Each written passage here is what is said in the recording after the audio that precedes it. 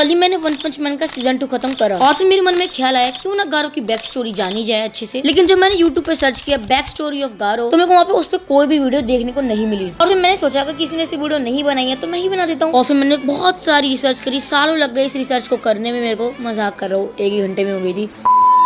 तो फिर अब जल्दी से आज की इस वीडियो को स्टार्ट करते हैं विदाउट वेस्टिंग योर टाइम। तो हम लोग सबसे पहले बात कर लेते हैं गारो के बचपन की। तो जब हमारा गारो छोटा था तो उस टाइम उनके टीवी पे शोज आते थे, वो थे हमारे सुपर हीरोज के। और ये बात सबको पता है कि बचपन में हम लोगों ने भी सुपर हीरोज के शो देखे हैं और हर एपिसोड के अंदर एक विलन आता था जिसे मारा जाता था। वे कह सकते कि एक मॉन्स्टर आता था जिसको मारा जाता था हर एक एपिसोड के अंदर। जैसे कि हमारा शिनचैन दिखता है एक्शन कामिंग, उसके अंदर हर एक एपिसोड में एक न्यू विलन आता है जो आता और हार जाता है हमारे एक्शन कामिंग से। और यही बात गारो को काफी ज्यादा चुभती है। वो सोचता है आखिर ऐसा क्यों होता है कि हमेशा एंड में विलन ही मारा जाता है या फिर कह सकते हो एंड में हमेशा मॉन्स्टर ही मारा जाता है। और उसके जितने भी दोस्त या फिर कह सकते हो जितने भी क्लासमेट्स से सबको हीरो बनना था, किसी को भी मॉन्स्टर नहीं बना था या फिर किसी को भी मॉन्स्टर अच्छा नहीं लगता था। और उस टाइम उसकी क्लास में एक लड़का आता जो बहुत ज्यादा पॉपुलर था और वो हमेशा हमारे गारो को बहुत परेशान करता था। और फिर जब भी कोई उससे पूछता था कि तुम मॉन्स्टर की साइड क्यों ले रहे हो तो वो हमेशा कहता था कि मॉन्स्टर बुरे नहीं होते हैं। और उस टाइम उसने टीवी के अंदर एक कार्टून शो के देखा था सुपर हीरो वाला, जिसके अंदर एक विलन होता है, वो होता है वाटर वाला विलन। कुछ हमें ज्यादा अच्छे से नहीं बताया गया तो मैं थोड़ा ऐसे ही बोल रहा हूँ, अगर बुरा लग रहा हो तो यार मेरे को कमेंट बता देना। तो वो जो वाटर वाला विलन या फिर कह सकते हो जो मॉन्स्टर होता है वो इसलिए लोगों को मार रहा होता है, फिर लोगों को परेशान इसलिए कर रहा होता है क्योंकि जो वाटर है वो गंदा हो रहा है। क्योंकि वो जो मॉन्स्टर था वो ओशन के अंदर रहता था और इंसान ओशन को गंदा कर रहे थे, तो इसलिए वो मॉन्स्टर मार आता लोगों को। और यही बात गारो को काफी ज्यादा चुभती है। उसे लगता है वो मॉन्स्टर तो अपनी सच्चाई और अच्छाई के लिए लड़ रहा है, लेकिन उसके दोस्त भी उसका मजाक उड़ाया करते थे। इनफैक्ट उसके जो पेरेंट्स थे और जो स्कूल में टीचर्स थे वो भी उसको फालतू बोला करते थे। और हाँ, फालतू का मतलब गाली वाली नहीं देते थे,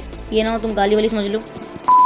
मतलब जब उसकी गलती नहीं भी हो रही थी तब भी उसको डांटा करते थे। और जब हमारा गारो किसी को कहता था कि ये मैंने नहीं किया, मेरे दोस्तों ने किया या फिर वो झूठ बोल रहे तो उस पर कोई भी बिलीव नहीं करता था। और जब गारो पार्क जाता था अपने क्लासमेट के साथ खेलने तो उसको हमेशा मॉन्स्टर का रोल दिया जाता था। और वो जो मोस्ट पॉपुलर लड़का था वो हमेशा हमारे गारो को मारा करता था क्योंकि वो अपने आप को एक हीरो समझता था। और वो बंदा इतना पॉपुलर था कि सब लोग उसकी बात भी मान लेते थे। और वो जो पॉपुलर लड़का था वो हमेशा कहता था अपने दोस्तों को कि इस गारो को पकड़ लो और मैं इसको मारूंगा। और स्क्रीन पे आप लोग खुद देख सकते हो कि सब लोगों ने उसको पकड़ लिया और जो पॉपुलर लड़का है वो इसको मार रहा है। तो गारो को तो हमेशा बचपन में दुख दर्द पीड़ा ही मिली है। और एक बार जब हमारा गारो पार्क में अपने दोस्त से पिटता है या फिर वो जो पॉपुलर लड़का होता है उसको मारता है तो तब हमारा गारो अगले दिन स्कूल जाके उसको चुनौती देता है कि तुम मेरे से एक मैच करो या फिर तुम मुझसे फाइट करो 1 वर्सेस 1। लेकिन वो जो लड़का होता है वो क्लास में इतना ज्यादा पॉपुलर होता है, वो सबको कहता है कि तुम गारो को पकड़ो और मैं इसको मारूंगा। और फिर हमें यही चीज देखने को मिलती है। और फिर आप लोगों को पता है कि अगर स्कूल में लड़ाई हुई है तो ये बात प्रिंसिपल, टीचर, पेरेंट्स तक तो जाएगी ही। और ऐसा ही होता है। और मैंने आप लोगों को स्टार्टिंग में कहा था कि उसके जो पेरेंट्स थे वो इनफैक्ट उसको खुद मारा करते थे, हमेशा उसकी ही गलती निकाला करते थे। और गाइस अगर मैं बैकग्राउंड पे सारे क्लिप्स नहीं दिखा पा रहा हूँ तो मेरे को माफ कर देना। मैंने अगर आपको सारे क्लिप्स दिखाई तो यूट्यूब मेरा चैनल पे कॉपीराइट स्ट्राइक भेज देगा, तो इस चीज के लिए मैं आप लोगों से माफी मांगता हूँ। और फिर जब हमारा गारो धीरे धीरे बड़ा होता है तो उसको समझ आ जाता है कि जिसके पास पावर है लोग उसी की बात मानते हैं। और फिर हमारा गारो बैंक के पास जाता है ट्रेनिंग लेने के लिए क्योंकि वो एक डोजो चलाता था। और फिर हमारा गारो काफी टाइम तक बैंक के अंदर ट्रेनिंग करता रहता है, लेकिन जैसे जैसे टाइम बीतता है वो उस डोजो को भी छोड़ देता है और फिर कोई और डोजो को ज्वाइन करता है। और फिर ऐसे ऐसे करके वो काफी सारे डोजो बदलता है और सबसे सीख लेता है। तो यही थी हमारे गारो की स्टोरी। तो गाइस जितना हमें सीजन 2 तक बताया गया उतना सब मैंने आप लोगों को बता दिया आज की इस वीडियो में। और मैंने मांगा रीड नहीं करी है तो मेरे को कमेंट में मत कहना कि आगे भी स्टोरी है, तूने आगे की पूरी स्टोरी तो बताई नहीं है। तो मैंने मांगा रीड नहीं करी है, मुझे आगे कुछ भी नहीं पता है। और इनफैक्ट मेरा जो फेवरेट कैरेक्टर है वन पंच मैन के अंदर वो गारो ही है अभी तो। और एक बात मेरे को गारो की और अच्छी लगी कि अगर वो कोई भी चीज को देख लेता है या फिर किसी का भी फाइटिंग स्टाइल देख लेता है तो वो उसको इजीली लर्न कर लेता है। क्योंकि जब हमारे गारो ने इस एस रैंक के डॉगी से फाइट करी थी तो इसने इसका स्टाइल सीख लिया था। वो बात अलग है उस डॉगी ने हमारे गारो का कुत्ता बना के मारा था, लेकिन फिर भी उसने सीख लिया था उसका स्टाइल